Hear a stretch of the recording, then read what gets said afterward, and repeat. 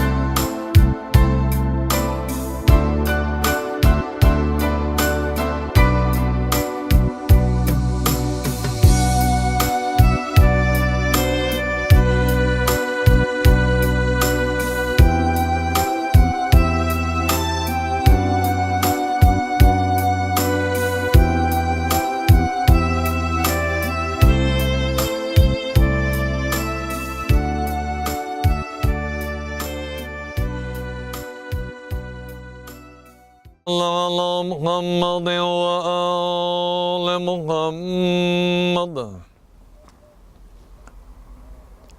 أعوذ بالله من الشيطان الرجيم. بسم الله الرحمن الرحيم. والأرض وما دحاها ونفس وما سواها. Ayələrimizin, dualarımızın, zikirlərimizin sevabını Azərbaycan Respublikamızın suverenliyi uğrunda canlarından, qanlarından keçən şəhidimiz Seyfəddin Navayoğlu'nun anım günüdür. Allah alə üzrərinə, xalqımıza, millətimizə səbir versin. Allah gələcək nəsillərimizi sülh və əmnamanlıq içində yaşasınlar. Qərbi Azərbaycan icması Basarkeçər rayonu Qaraqoyunlu kənd icma sədri Tahir Kərimov. Bugün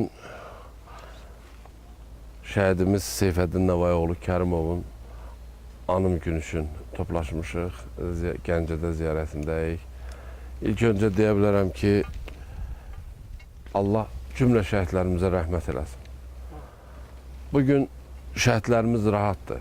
Ona görə ki, başda Cənab Ali Başkomandan Qarabağ Fatihi İlham Əliyev və əziz şəhidlərimiz, qazilərimiz, iştirakçılarımızın sayəsində artıq şəhidlərimizin ruhu çox rahatdır. Onlar çox rahat yatır. Çünki Azərbaycan torpaqları əsrlər boyu hissə-hissə getsə də artıq bugün Azərbaycanın bütövlüyü, bərabərliyi yerindədir. Gəldik Seyfəddin Navayoğlu Kərimova. Qərbi Azərbaycan Basarkeçə rayonu, Göyçə mahalı, Qaraqoyunlu kökəmli, Qaraqoyunlu evladıdır. Seyfəddin hələ hərbi xidmət sıralarından öncə Respublika birincisi güləşçimiz olmuşdu, idmançımız olmuşdu. Yəni, tanıdığımız, bildiyimiz qədər Seyfəddin Navayoğlu olduqca şücaətkar, mərd, igid bir oğlan idi. Və gün o gün oldu ki, 2014-cü ildə aprel ayının 7-sində Lələtəpə uğrunda Cocuq Mərcanın döyüşlərində Seyfəddin Navayoğlu Kərimov qəhrəmancasına şəhid oldu. Allah cəmi şəhidlərimizə rəhmət eləsin, valideynlərinə başsağlığı verirəm. Gəncə Qarabağ Qaziləri Birliyinin mətbuat xidmətinin katibi Ceyhun Əliyev. Bu günləri biz Gəncə Qarabağ Qaziləri Birliyi olaraq sədrimiz Eyvaz müəllim və bir qrup bizim kollektivin üzvləri şəhidimiz Seyfəddin Nəvayoğlu Kərimovun anım gününə toplaşmışıq. İlk növbədə istərdim ki, şəhidimizin valideynlərinə, yaxınlarına cəmiyyətimiz adından başsağlığı verəm və bütün şəhidlərimizə Allahdan rəhmət diləyəm. Qeyd olunduğu kimi biz torpaqlarımızı işğaldan mərhələ-mərhələ demək olar ki, azad edirdik. Məhz təməli 93-cü ildə Ulu Öndərimiz Heydər Əliyev tərəfindən qoyulmuş ordumuzun sıralarında xidmət edən bizim qəhrəman oğullarımız dövrlərlə, bax, məhz 2014-cü ildə Lələtəpə uğrunda gedən döyüşlərdə şəhidlik zirvəsinə ucalan Seyfəddin Nəvayoğlu Kərimov kimi qəhrəmanlarımız olubdur və 2020-ci ildə 44 günlük müharibədə Ali Baş Komandanımız başda olmaqla Azərbaycan xalqının birliyi, şəhidlərimizin, qazilərimizin, veteranlarımızın xidməti nəticəsində torpaqlarımız işğaldan azad olundu. Bir daha yaranmış fürsətdən istifadə edərək bütün şəhidlərimizə Allahdan rəhmət diləyirəm. Bizim qardaşımız Seyfəddinin valideynlərinə səbr diləyirəm. Yerləri behişt olsun, qazilərimizə can sağlığı, xalqımıza xoş günlər arzulayıram. Allah rəhmət eləsin. Allah rəhmət eləsin.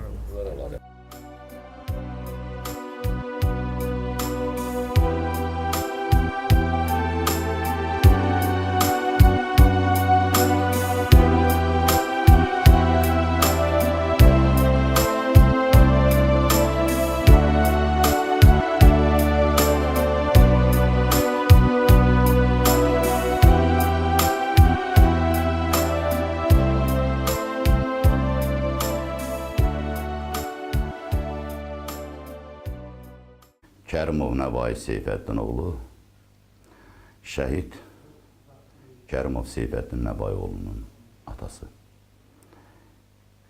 Biz Göyçə mahalının Basarkeçər rayonunun Böyük Qaraqoyunlu kəndindənik. Milli münaqişə zəminində Ermənistan SSR, yəni əslində Qərbi Azərbaycanın Göyçə mahalının milli münaqişə zəminində 1988-ci ildə qaçqın düşmüşük və 1994-cü ildə ailə həyatı qurmuşam. 1995-ci ildə mənim oğlum Kərimov Seyfəddin Nəvayoğlu dünyaya gəlib. Rəhmətli atamız ona öz adını bəxş edib və Seyfəddin Kərimov uşaq olarkən biz Rusiya Federasiyasının Altay vilayətinə köçmüşük. Seyfəddin məktəbdən bir gün evə dönərkən soruşdu ki, ata, sənin pasportunda niyə doğum yerin Ermənistan SSR yazılıb? Biz axı Azərbaycanlıyıq. Mən o günü bizim başımıza gələn hadisələri Seyfəddin Kərimova danışdım və ondan sonra Seyfəddin Kərimov Azərbaycan haqqında daha çox maraqlanmağa başladı və Azərbaycan tarixini, coğrafiyasını mənimsəməyə başladı. 2002-ci ildə Altay vilayətində 1-ci sinifə gedən Seyfəddin Kərimov 8-ci sinifə qədər Altay vilayətində oxuyandan sonra Gəncə şəhəri 32 sayılı hər məktəbə biz onu düzəltdik və orada oxumağa başladı. Dəfələrlə yeniyetmələr və gənclər arasında Respublika birinciliyinin qalib oldu.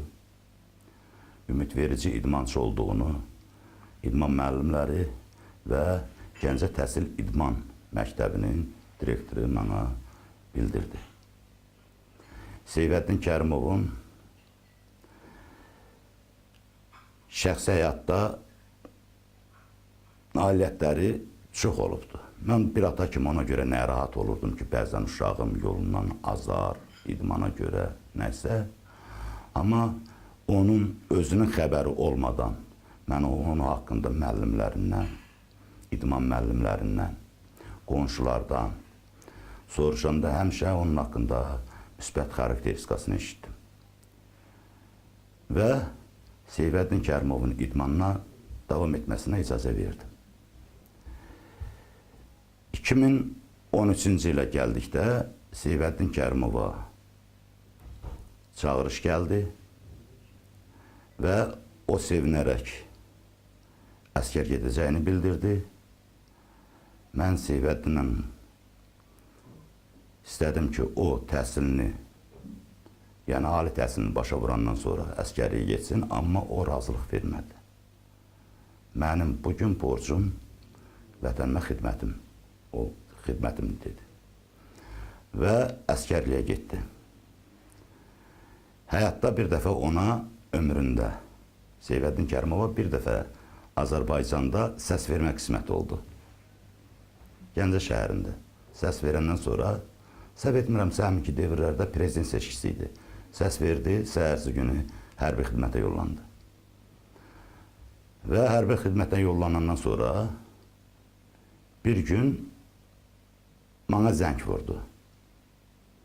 Mənlə danışdı, hal-əhval tutdu. Necəsən, nə tərsən, dedi, sizinlə komandirim danışmaq istəyir. Və həminki zabit hal-hazırda xidmətdə olduğuna görə adını çəkə bilməyəcəm mən.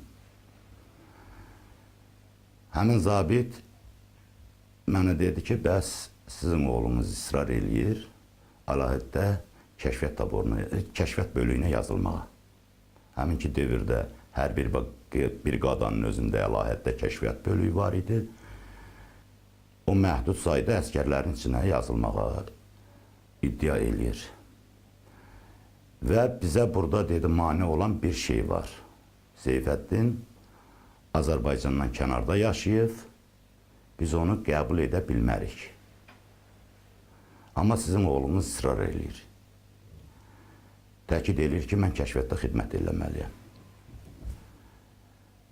Sonra mən onun vətənpərvər olduğunu, necə vətənpərvər bir uşaq olduğunu deyəndən sonra, vətənini çox sevir deyəndən sonra onu kəşfiyyat bölüyünə qəbul etdilər. O gündən sonra Seyfəddin Kərimov əskərlik həyatından zəng edəndə çox danışmağı xoşlamazdı.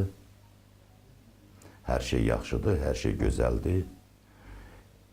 Komandirlər bizim böyük qardaşımızdır, biz hamımız burada qardaşıq. Vətənimizi qoruyuruq. Amma sonralar mən başa düşdüm ki, onlar əxv əməliyyatlarda iştirak edibdilər. Bunların bir bariz nümunəsi bir gün gecə saat təxminən 4 saat olardı. Heç zaman Seyfəddin o vaxtı zəng etməzdi. O mənə zəng eləyəndə çox asta səslə danışırdı. Əvvəl mən soruşdum ki, niyə elə danışsan? Dedi, əskər yoldaşlarım yatır. Amma əslində mən sonra başa düşdüm ki, külək əsirdi. O əsən küləkdən başa düşdüm ki, çox gec başa düşdüm amma ki, bu hərbi hissədə deyil, bu hərbi hissədən kənardadır. Bundan sonra Seyfəddin Kərimov xidmətdən olarkən həmişə öz əskər yoldaşlarından, öz komandirlərindən diqqət, hörmət gördüyünü söylədi. Adətən o özünə hər də olsa hörmət qazanan insan idi. Elə bil ki, özündən 5 yaş daha çox böyümüşdü. Və 2014-cü ilin aprel ayının 8-ci günü səhər tezdəndən qardaşım məni çağırdı. O televiziya vasitəsindən eşitmişdi. O hadisənin baş verdiyini mən, yoldaşım və qardaşım hərbi komissarlığa getdik. Hərbi komissarlıqda mən heç kimi görmədim. Biz orada təmkinli olandan sonra, belə deyək də, bu hadisəni mərdliklə qarşılayandan sonra, sonradan başa düşdüm ki, biz övladımızı itirmişik. Ağzımız acı ola bilər, dilimiz acı ola bilər. Ona görə komissarlığın nümayəndələri çəkiliblər ki, biz onlara ağzımızın acısını tökməyək. Onlar bizi təmkinli olduğumuzu görəndən sonra çıxdılar və hətta mənim heç xatirimdən çıxmaz, indi adını çəkə bilərəm, Qabil adında bir hərbi komissarlığın əməkdaşı çox hönkürdü ilə ağladı. Sonradan da bildim ki, o oğlanın bacısı dünyadan köçəndə o adam ağlamayıb. Belə bir hadisələr oldu. Şəhid xəbərini biz alandan sonra hərbi komissarlığın təşkilatçılığı ilə Gəncə şəhərinin şəhər ictimaiyyəti, icra hakimiyyəti, universitetlər hamısı bizim yanımızda oldu. Təbii ki, hərbi hissədən də öz qaydasında. Və həmin ilin 2014-cü ilin noyabr ayının 8-ci günü hərbi xidmətdə fərqlənməyə görə Cənab Prezidentin adından Azərbaycan Respublikasının hərbi naziri Seyfəddin Kərimovu medalla təltif etdi.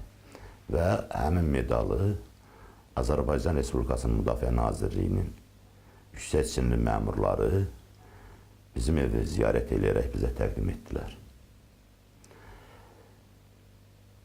Hansı təşkilatda, hansı idarədə biləndə ki, mən şəhid atasıyam, hörmət izzətlə qarşılandım və hörmət izzətlə yola salındım.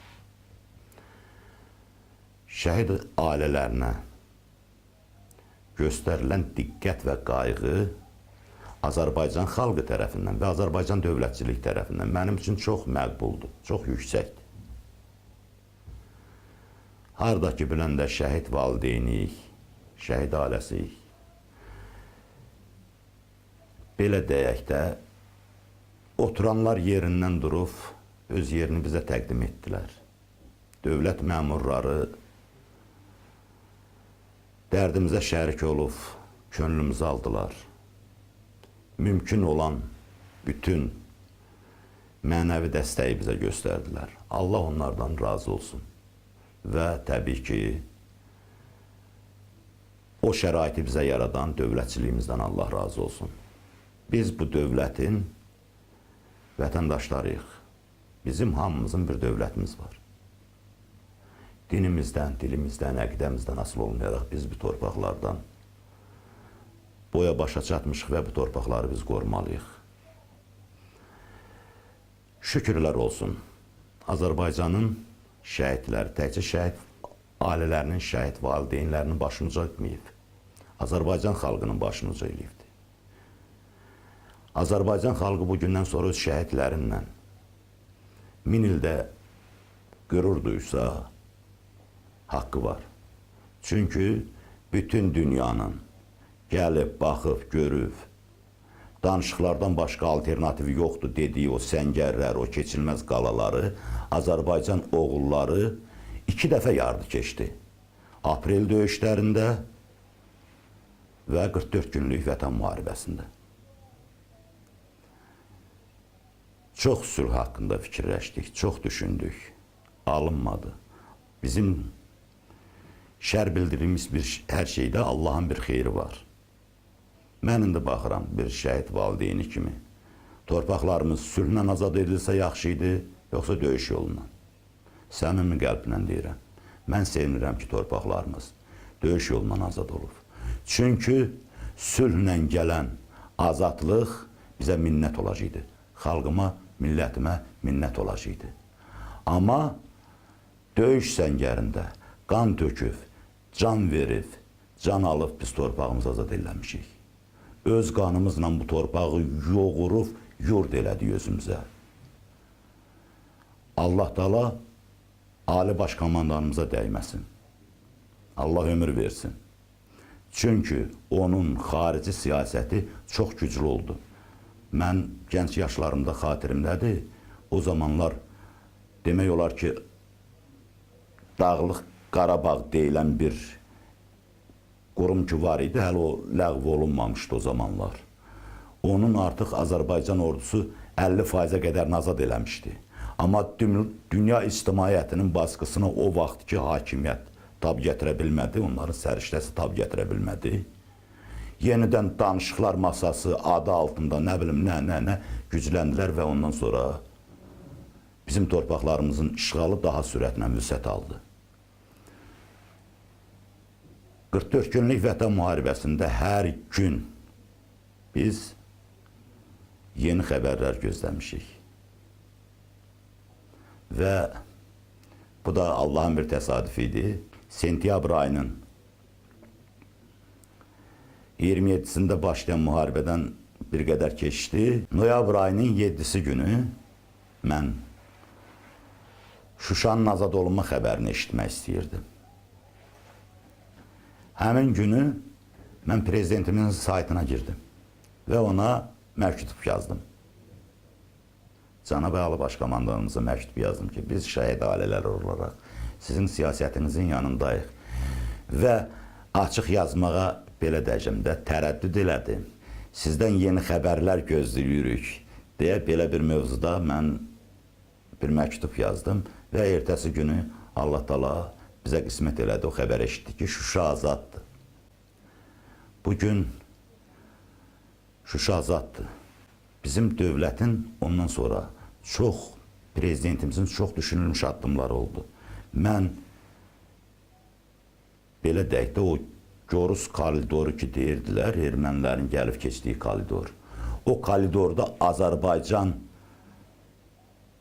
sərhəddinin qoyulması, Azərbaycan gömrük məntəqəsinin qoyulmasını hadisəsini 8 noyabr hadisəsinə bərabər bilirəm.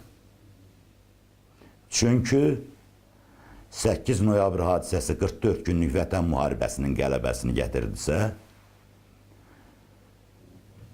həmin kömürlük məntəqəsinin qoyulması antiterror əməliyyatının tez bir zamanda sona çatmasını təmin etdi və Azərbaycanın belə deyək 1991-ci il sərhədlərinə çıxıldı. Allah cəm şəhidlərimizə rəhmət eləsin. Mən Kərimova Xalidə Möhsüm qızı, ailə qurandan sonra getmişik Rusiya. Bir neçə illər Rusiyada yaşayandan sonra qayıtmışıq Azərbaycana. Azərbaycana qayıdıb gələndən sonra Seyfəddin Kərimov idman üzərinə gedib, idmanda iştirak eləyib, birinci yerə çıxıb və onun uşaqlığı çox gözəl keçib. Bir müddətdən sonra hərbi xidmətə gedib. Mənim evladım əskəri gedəndən sonra 6 ayın əskəri olub, şəhid olub. Aprelin 7-si günü, axırıncı günü məndən danışıb, axşam saat 5-6 radələri, tam dəqiq bilmirəm, bəlkə də 7 olardı, məndən danışıb. O hallar yadıma düşəndə mən çox həyəcanlanıram. Və məndən ayın 7-si günü danışıb, ayrılıb, gecə saat 11-12 radələri şəhid olub.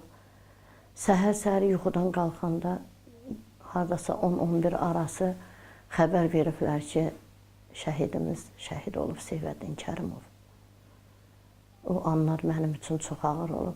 Amma yenə də vətən sağ olsun, mən evladımla fəxr eləyirəm.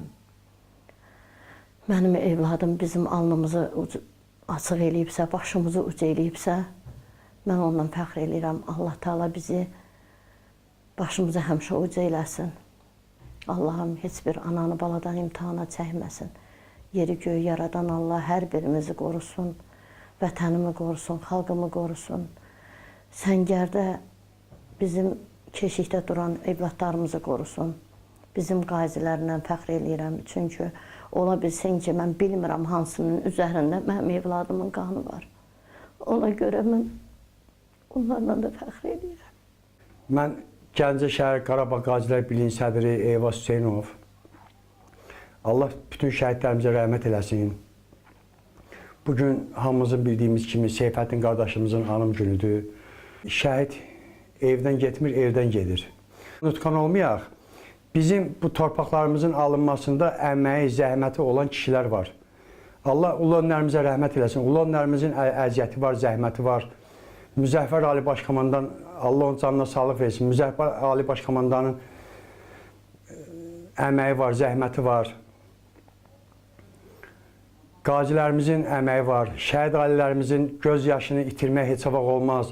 Biz ona görə də Gəncə şəhər Qarabağ Qazilər Birliyi kimi həmişə şəhid ailələrimizin yanındayıq. Qazilərimizin yanındayıq. Ümumiyyətcə şəhidlərimizi unutmaq olmaz. Mən bu günlər fəxr edirəm ki, mən ulu önlərimizin əsgəri olmuşam. Mən bu günlər fəxr edirəm ki, bizim Gəncə Şəhər Qarabağ Qazilər Birliyi dövlətini, dövlətçimizi biz sevirik. Biz Müzəffər Ali Başkomandanın qazi də olsaq əsgəriyik. Mən Rəşid Kərimov, Seyfəddin Kərimovun, şəhid Seyfəddin Kərimovun əmsiyəm. Biz əslən Qərbi Azərbaycanın Basarkeçər rayonu Qaraqoyunlu kəndindənik. Qardaşım oğlu da elə Seyfəddin də Qaraqoyunlu kökənlidir, Gəncə şəhərində anadan olub.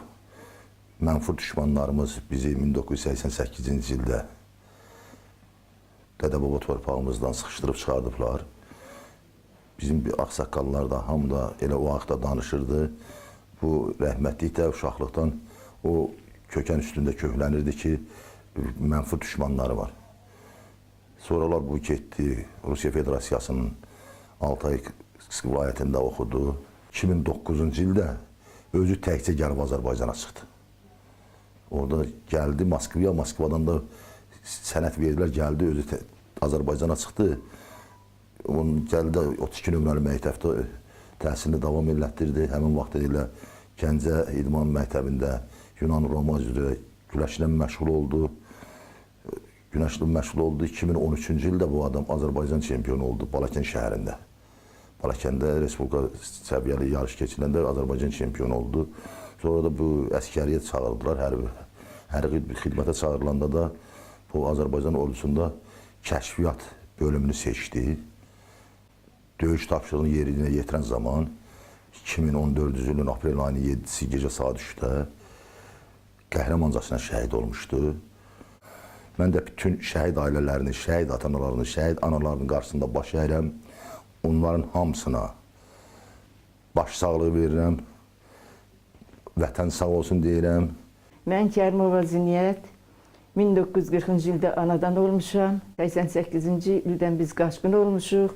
95-də o uşaq anadan olub. Mənim atam müharibəyə gedib gəlməyib. Mən ata deyin dilim yanırdı. Ancaq ki, o uşaq burayla belə mən gələndə qolunu bir dəfə boynuma saldı. Elə bildim, bilməzdim ki, Seyfəddindir. Belə baxdım ki, odur. Odur, budur, mən yanıram. Gecələr buradan gedəndə, mən o uşaq öləndən sonra özüm addelini bir ev tikdirmişəm aşağıda. And olsun Allaha, ürəyim gedir orada boşaldan. Mən bu, heç bir oğlanlarımın elə deyil, Allah canlarını sağ eləsin. Gəlinlərin yanında mən ağlamaram. Ancaq o uşaq məni elə yandırır. Düşmənin yolu açıldı, bağlamış qolu açıldı. Dünyaya zəfər saçıldı. Sən qalibsən Azərbaycan. Xarı bülbülüm sevindi. Şuşada salam verildi. Düşmənin yaman yenildi. Sən qalibsən Azərbaycan. Buradan çox-çox uzaqlardan, başı qarlı o dağlardan, qaytarılan torpaqlardan mənim əmim qayıtmayıb. Qarabağ Azərbaycandır. Mən Kərimov Sədaqət Seyfəddin qızı 1963-cü ildə Qaraqoyunlu kəndində anadan olmuşam. Mən şəhid Seyfəddin Navay oğlunun bibisiyəm. Mənim qardaşımın balası şəhidlik zirvəsinə çalıb. Torpağımızın üstündə bütün şəhid olan oğlanların qabağında baş əyirəm. Bütün şəhid bibilərinin qarşısında baş əyirəm ki, qardaşlarının balası şəhid olub. Mən qardaşımın qabağında məndən kiçik olsa da baş əyirəm. Gəlinimizin qabağında baş əyirəm ki, belə bir balası olub. Qarabağ şükür ki, bugün bizimdir. Biz sərbəst nəfəs alırıq Azərbaycanda. Mən bugün inanıram ki, bu prezident bizim üstümüzdə olduğu üçün mən Qaraqoyunlu kəndində Çalmalı dağının ətəyində gəzəcəm. Mən o günü arzulayıram. Mən Nəsibov Şadman Möysümoğlu, şəhidimiz Seyfəddin Kərimovun dayısıyam. Biz o vaxtı Qərbi Azərbaycanda Basarkeçər rayonunun Qaraqoyunlu kəndindən qaçqın düşmüşük, dərgin düşmüşük.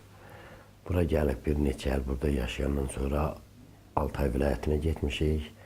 Həmin bu şəhid Seyfəddin Kərimov bizimlə beraber orada yaşayıb. O mənim öz